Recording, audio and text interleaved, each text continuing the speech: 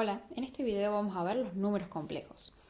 Los temas que vamos a ver en este video son qué es un número complejo, las partes que estos tienen, operaciones que solamente involucran un número complejo y operaciones que involucran a más de un número complejo. Comencemos. Un número complejo va a estar conformado por dos números reales y la unidad imaginaria. Uno de mis números reales va a estar multiplicado a la i y el otro va a estar sumado. Ni la suma ni la multiplicación se van a resolver y escribirlo de la forma a más b por i va a ser mi nuevo número complejo. A los números complejos se los suele llamar con la letra z para identificarlos. La letra a y la letra b pueden ser cualquier valor del número real. Los números complejos tienen tres partes, a, b e i. Van a ser las tres que lo conforman. A y b van a llamarse parte real y parte imaginaria. La primera parte de estos números ya la conocemos dado que es la unidad imaginaria i. Las dos partes que nos falta conocer son a y b, que van a ser parte real y parte imaginaria respectivamente. El número real que estamos representando con la letra a va a ser el que vamos a denominar parte real, porque no está en el término donde está la i, nuestra unidad imaginaria. Al no estar en multiplicación con nuestra unidad imaginaria, va a ser nuestra parte real del número complejo. El número real que estamos simbolizando con la letra b va a ser la parte imaginaria porque está multiplicando a mi unidad imaginaria justamente. Veamos unos ejemplos. Z es igual a 2 más 7i. Z es el nombre de mi número complejo, 2 es la parte real y 7 es mi parte imaginaria. Porque 7 está multiplicado a la i, entonces este número solo va a ser mi parte imaginaria. Y el 2, que está sumándose al término que tiene la i, va a ser mi parte real. Veamos otro ejemplo. W igual a menos 5i más 36. El menos 5 está multiplicado a la i, por lo tanto menos 5 es mi parte imaginaria y 36 mi parte real. R igual a menos 5i menos 17 va a ser mi parte real y menos 9 va a ser mi parte imaginaria. Q igual a menos 5 más 36i, menos 5 será mi parte real y 36 va a ser mi parte imaginaria. Algo muy importante a tener en cuenta es que nunca escribo la i como parte imaginaria de mi número complejo. La i es mi unidad imaginaria. La parte imaginaria es solamente el número que está multiplicado a este. Veamos ahora la diferencia entre el conjugado y el opuesto de un número complejo. El opuesto de un número complejo es el número complejo que tiene cambiados los signos de la parte real y de la parte imaginaria, mientras el conjugado solamente cambia el signo de la parte imaginaria, como podemos ver en esta diapositiva. Veamos unos ejemplos.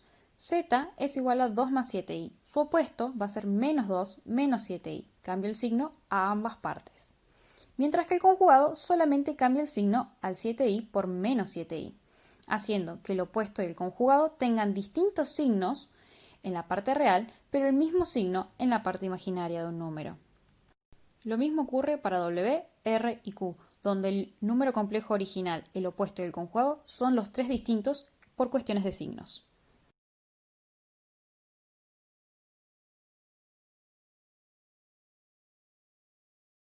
A los números complejos no solo se les puede calcular el conjugado del opuesto, sino que se pueden hacer las operaciones suma, resta, multiplicación y división. La suma es una de las más sencillas y solo requiere que se sumen las partes reales y las partes imaginarias por separado, y luego se escribe como un nuevo número complejo. Veamos un ejemplo. Si tenemos z igual a 16 menos 8i y a w que es igual a 11 más 5i, sumarlos lo deberíamos escribir como se muestra en la diapositiva arriba.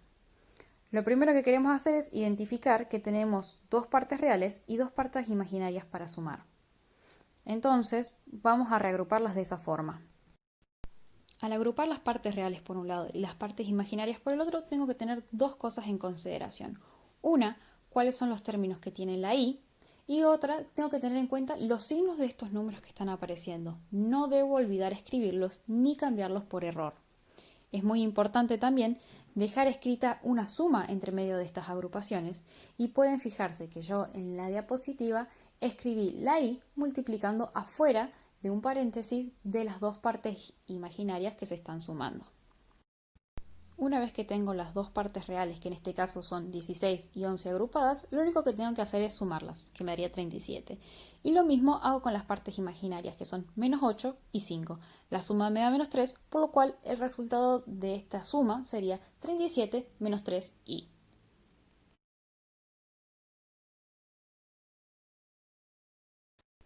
Para la operación resta, lo primero que debo hacer es reemplazar el número complejo que tengo que restar por su opuesto y luego simplemente tengo que resolver la suma.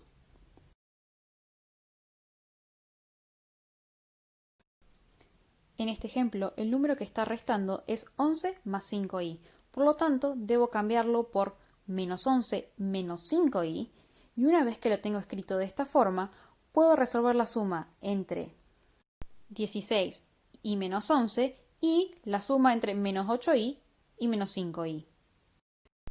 11 menos 16 es 5, menos 8 menos 5 es menos 13. Por lo tanto, el resultado de restar z con w es 5 menos 13i.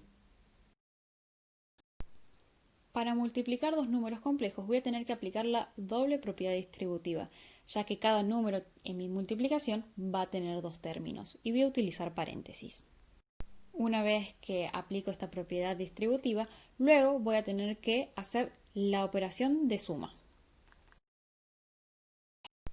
Utilizaremos z y w iguales que en los ejemplos anteriores. Z por w se debe escribir con paréntesis para no olvidar que tenemos que hacer doble propiedad distributiva.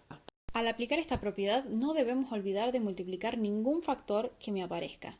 16 lo tengo que multiplicar por 11 y después nuevamente lo multiplico por 5 y no debo olvidarme de las unidades imaginarias y me va a aparecer un término donde aparezca dos veces mi unidad imaginaria, dos términos donde aparezca una sola vez la unidad imaginaria y un término donde no aparezca la unidad imaginaria. En total, debo tener siempre 4 términos para multiplicar. Y ahora lo que debo hacer es resolver las multiplicaciones de números reales en cada término y revisar qué puedo hacer con las potencias que me aparezcan de la unidad imaginaria. En mi ejemplo puedo multiplicar 11 por 16, menos 8 por 11, 16 por 5 y menos 8 por 5. Y además, en el último término tengo i por i, que es i al cuadrado. Como ya sabemos que i al cuadrado es lo mismo que decir menos 1, reemplazo el i cuadrado que está multiplicando el 40 por un menos 1. Esto va a hacer que mi último término no tenga la unidad imaginaria y que tenga el signo cambiado. Y ahora debo resolver la suma de las partes reales y la suma de las partes imaginarias por separado y así obtener el resultado de mi multiplicación. Dato de vital importancia. Siempre debo tener dos términos con la unidad imaginaria presente y dos términos sin la unidad imaginaria presente cuando termine de hacer las multiplicaciones. Es decir, que al momento de llegar a la suma, debo tener dos partes reales y dos partes imaginarias para sumar. Si eso no ocurre, hay algún error en la parte resuelta de las multiplicaciones. Para terminar, veremos la división de dos números complejos. La división se reemplaza por una multiplicación. Para poder hacer esto, debemos cambiar el divisor por un número completamente distinto, que es el conjugado de mi divisor sobre la suma de los cuadrados de su parte real y su parte imaginaria respectivamente. Veamos cómo se hace. Si tenemos que z es 4 menos 3i y w es 1 más 5i, podemos hacer la división z sobre w. Como w es mi divisor, este es el número que debo cambiar. Y voy a cambiar al 1 más 5i por 1 menos 5i dividido la suma de los cuadrados de su parte real e imaginaria. La parte real es 1 y la parte imaginaria es 5. Por lo tanto voy a escribir 1 al cuadrado más 5 al cuadrado. Resuelvo las potencias y hago la suma y voy a obtener mi nuevo número, 1 menos 5i sobre 26. Este nuevo número lo voy a llamar inverso de w. Una vez que obtengo el inverso de w, reemplazo mi división por una multiplicación usando este nuevo número complejo. En este caso obtenemos 4 menos 3i por 1 menos 5i sobre 26. Una vez que logré reemplazar mi división por una multiplicación, se resuelve igual que el ejemplo anterior. Hemos llegado al final, espero que les sirva y nos vemos pronto.